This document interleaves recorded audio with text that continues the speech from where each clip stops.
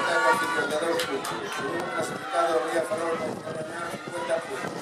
Tercer clasificado, Lucas Caixarrúa Galega con 49 puntos. Cuarto clasificado, Atletismo Vila de Cangas con 34 puntos.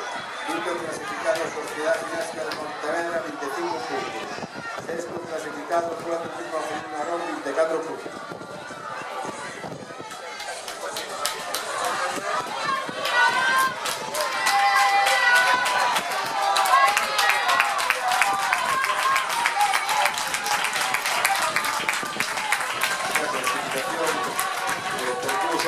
Está encabezada por Real Cruz Zeta con 38 puntos, empatado con Sociedad